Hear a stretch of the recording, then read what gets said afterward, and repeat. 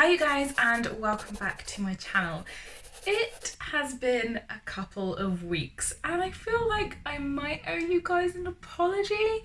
I am so gutted, so gutted that I did not upload for the last 2 weeks, but dissertation, like, it just had me by the balls. That's the only way I can describe it. I am so sorry.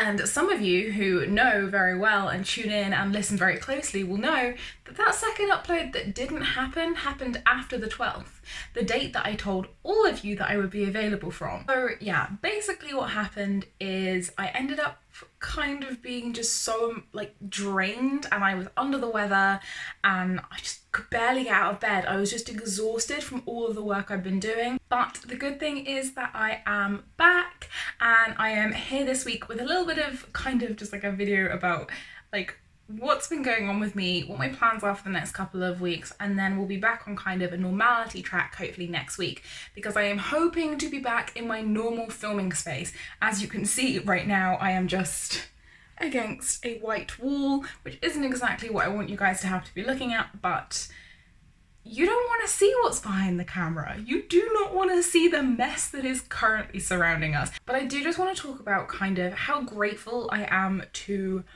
myself for getting myself through dissertation, because that was so difficult.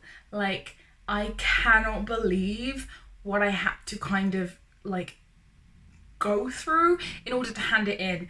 And I think my biggest mistake, if there's anyone watching who hasn't written their dissertation yet, if there's anything I can say to you, is yes, set yourself goals. They obviously got me through the whole experience, but don't set your goals based on your word count, especially if you're doing a medical course or a healthcare orientated course, because a lot of the time they give you a relatively small word count. So I got 8,000 words instead of 10,000 words, but they take 3 sections of your dissertation and say that they're not included in the word count overall, which basically means that you can hand in something like 19,000 words, and throughout writing it you end up just putting these bits that you know are going to go in the sections that aren't included in the word count, and then you're like, yeah, I've got my deadline, I'm going to meet 8,000 words before the deadline, have a few days to edit, but you forget about all these extra words that you have to write that aren't included in that word count. So that's kind of what happened with me, and that's why I handed it in at 4:20 in the morning, but I am kind of proud that I handed it in at 4:20 in the morning. But as you know, I talk about self-care, I talk about self-love and everything that you can possibly do in order to kind of care for yourself. And there's something so incredible that happened when I did my GCSEs, it happened when I did my A-levels, and it happened again when I did dissertation. And that was that there was this weird, it was like my body was orientating separately to myself. And in that, I don't mean that it had a life of its own, I just mean that it knew that I was too busy and had too much to do in order to get ill, in order to, to stress about different things, get under the weather. None of that could happen. And it knew I couldn't sleep in for crazy amounts of time in the morning, so it automatically woke me up. There were mornings where I'd wake up at 6 a.m. and I could not get back to sleep. So I was like, okay, well, I might as well go downstairs and do dissertation. But that was my body helping me get to my dissertation deadline. And that is incredible. Not to mention the reason that that second deadline for YouTube, that second video that didn't get uploaded after the 12th, which was my deadline, is because I was so under the weather and so sleepy and just lethargic, and I couldn't really do anything for about a week, that I physically couldn't film a video for you guys. I had to put my self-care first. I can't be preaching all of this self-care stuff and then not practice it myself. So I took the time to just take some time out, get myself back to where I am. And I've had some good sleep now and I can talk to you guys like a normal functioning human being. Sort of. I also want to talk about kind of the way that some people study. So if you guys are in university and you're watching this, you might not have certain aspects of your life down. And what I mean by that is fitness regimes aren't always easy to stick with.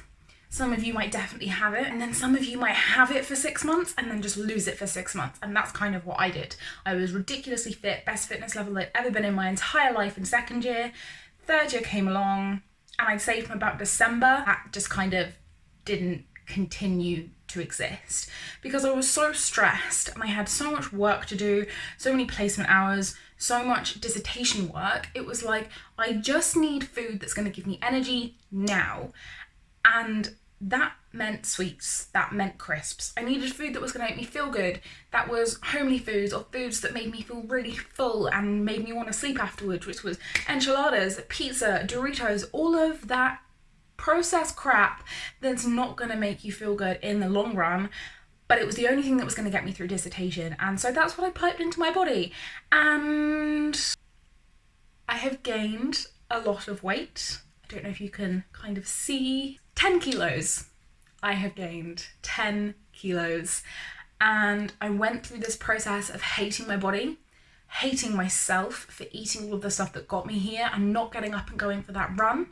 And just feeling so crap about myself.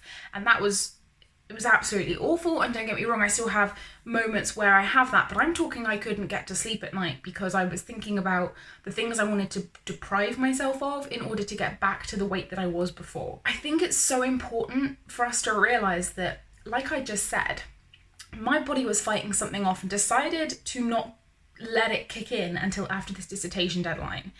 My body was looking after me. It's strong. It cared for me, and it made sure that I was able to reach that deadline without having an illness standing in my way. And then as soon as the deadline was gone, my body was able to relax. And yeah, I pretty much spent a week in bed because I was absolutely exhausted. And I just think it's so rude of us, and I know that many people do this, to then stand in a mirror and hate on our bodies in the way we do because they don't meet social standards or they don't meet our ideal beauty. And when you're doing something as stressful as dissertation and third year uni work or second year uni work, uni is not an easy time to go through. I'm very near the end of my experience now, and I have to say, everyone kind of said to me in A-levels that university would be the easier time because there's less studying. There's so much studying with A-levels, but university is tough. And your university often does not support you in the way that they advertise that they support you. So there's just so much that you have to think about in terms of, before you take your body for granted, before you talk crap about your body and about how much weight you've put on. Like, I couldn't fit into my jeans one day and I cried for half an hour. No, the only reason I'm sad that I don't fit into my jeans is because of some weird social standard that doesn't necessarily really exist anywhere other than inside our heads.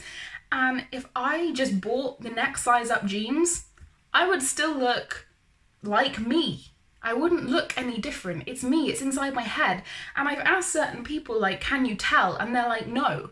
But when you tell me you've gained 10 kilos and you walk around saying, oh my god, I'm so fat, I can't believe this, yeah, then it becomes a little bit more obvious. So at the end of the day, we need to love ourselves a bit more and be damn grateful that our bodies do stuff like hold off diseases until we have time to be sick, and hold off exhaustion until we have time to stay in bed. How incredible is that? So the rest of this video is gonna be how we can thank our bodies, how we can look after our bodies, and how we can just get back on track. This is what I am gonna do for the next 3 weeks. That is my plan.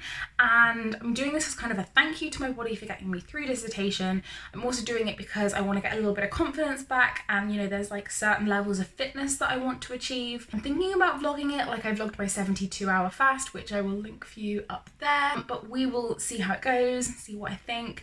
Nothing extreme, just kind of like a more healthy lifestyle and things that are going to make my body feel good, to thank it for holding off all of that rubbish so that I could deal with it when I actually had time, as opposed to having to write my dissertation with a cold and exhaustion. So the first thing I am going to change is that I'm going to do some proper self-care. I'm going to do a bit of a blitz at the beginning, you know, like a face mask night and like a good girl chat and just some chill out time, drink lots of water, or maybe on the evening, maybe some Prosecco, and just make sure I'm getting lots of early nights and lots of rest. And I still have 3 deadlines to go for uni. I'm not done yet. Midwifery courses are not easy. There is still so much work to be done, but these deadlines are smaller. I can achieve them in smaller amounts of time. And I want to give something back to my body just to make sure that, you know, I'm looking after myself and I'm healthy by the time I actually get to graduate situation. The second thing I'm going to take back up is meditation. Yes, I have 100% dropped the ball recently. Why? Because if I had sat down and meditated, all of my deepest, darkest fears about dissertation, failing university and not making it to the end would have crept in, it would have led to a panic attack, and I would not have survived. So I kind of made the educated decision as to not meditate that much and kind of just spend my time relaxing in a different way, in a more, I suppose, less open way, a more closed off way, so that my subconscious didn't kind of creep in with all of these things I was terrified of, because I had to make that deadline and they did just have to be pushed aside. Now, you know me, if you've watched my other videos, you know that I am a huge preacher of, taking the time to figure out what's actually wrong, because I truly believe a lot of the time what's bothering us isn't actually what's bothering us. So I'm a huge preacher of kind of making sure that people take the time to sit down. But during my dissertation, I knew what was bothering me. It was getting my dissertation in and the fear of failing. So sitting down on a mat and meditating about it probably wouldn't have helped, because all it would have done is kind of double down on that fear. So I just kind of had to block it off, put some blinders on and focus on what I was doing in order to get to the end. The next thing is yoga. When I am really stressed with things like exams, I remember I was talking to my mum and she said to me, Alicia, I get that you're really overwhelmed right now, but remember when you were doing your A-levels, sometimes you would just put your trainers on and you would just run. And I'm not a very good runner, but you would just run. And it would kind of blow off some steam and it would help you focus. Like, running is not good for weight loss. A lot of the time, if they have more muscle base, they do other sports as well, because when you get into a long distance running situation, you're actually burning muscle as well as fat. And it's so important to know what exercises do good for you. I'll try and kind of include more of this information if you guys are interested in the vlog if I decide to do it, which the more I talk about it, I think I just will. Let's just say I'm going to. Okay guys, I've made the decision. I'm gonna vlog my healthy journey and my thankfulness to my body for the next 3 weeks. But yoga not only is amazing for, thanking your body and fitness, but it also uses muscles in your body that you would not use normally. So my wrist strength is so much better. The amount of weight I can hold in my shoulders and my arms, the time I can do that for has increased. My balance is better. My focus is better. Yoga is such an amazing fitness tool for me.